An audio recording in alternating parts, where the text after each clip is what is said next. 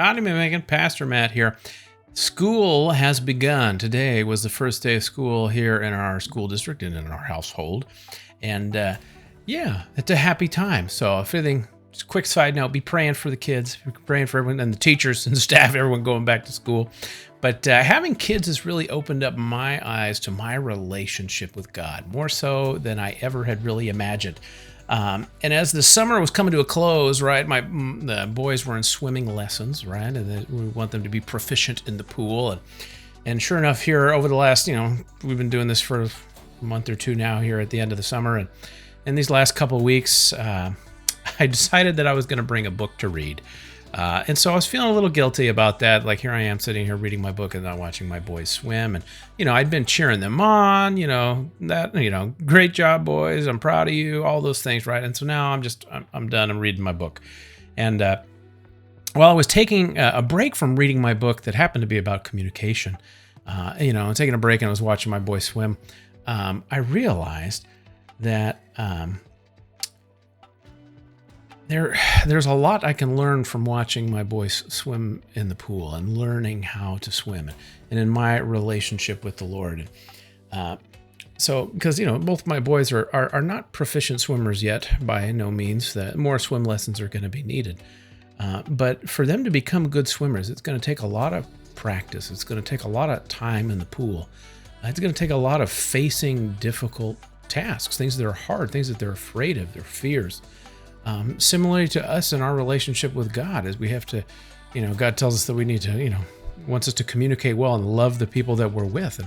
And that's one thing. So it can be anxiety inducing thinking about that conversation that you need to have with a loved one or a friend or a coworker or wives submitting to their husband's authority or husbands loving their wives with a sacrificial love. Even just the thought of it can be panic inducing, just like having to dunk your head under the water where you can't breathe for the first time.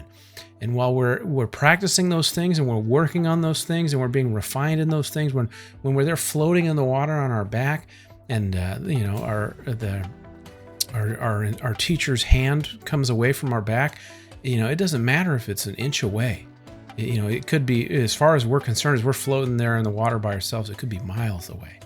And there's a lot of times like that in our relationship with God where He's teaching us things. He's working us things. He wants us to be proficient in the pool. He wants us to live life to the fullest and enjoying the pool and the world in which He's created and living life with Him and everybody else around.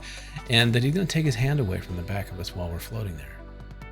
And we're going to put some of those things into practice. And it's in those times that can be filled with fear and scary things, that some of the greatest growth is going to happen in our lives. So, I was thinking about that while watching my boys swim in the pool.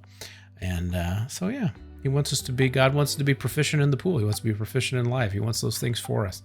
And sometimes those lessons are going to be hard. This Sunday is a communion Sunday. Just as a heads up, we will be celebrating communion at the end of the service.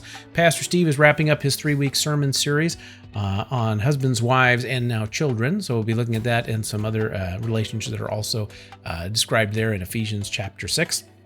And if you'd like to join us for a time of prayer, we gather. There's a handful of us that come and gather a little bit before the service, getting set up, getting ready, and then about 9:40 we stop and we gather for a time of prayer to just pray for the city, pray for the church, pray for our neighbors, pray for anything on our heart. Last week we had a prayer service for a specific individual, praying healing over them. That was exciting to be a part of.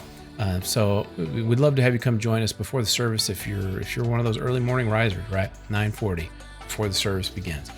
We've wrapped up our special offering for Linda Patrick. So I do know there's a couple things, gifts trickling in that people have said that this is coming. So I'll have an updated number for you for that on Sunday morning, hopefully.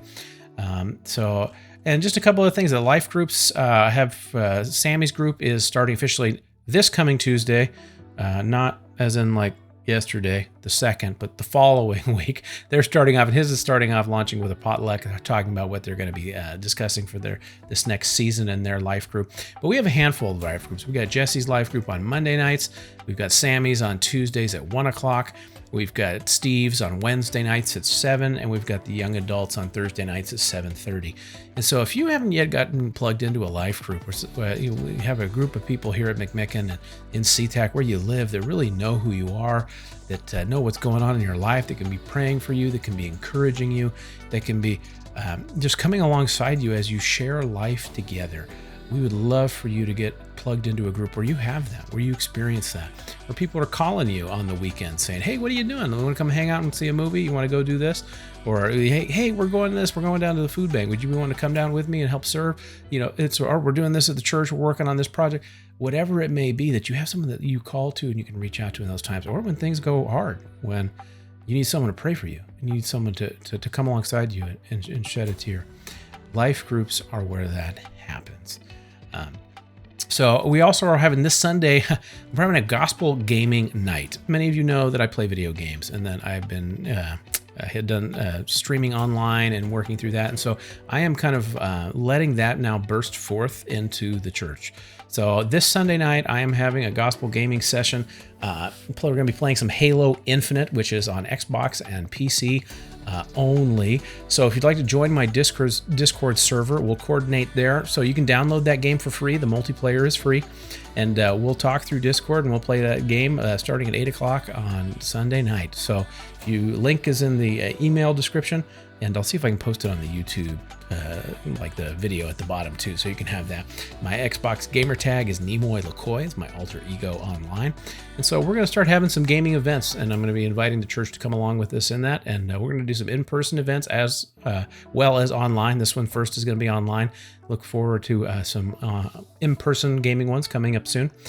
So yeah, that's kind of one of the new things this week that's going to be launching. So that's Sunday night. You'll hear more about it on Sunday day. So yeah, I'd love to have you come participate with me in that.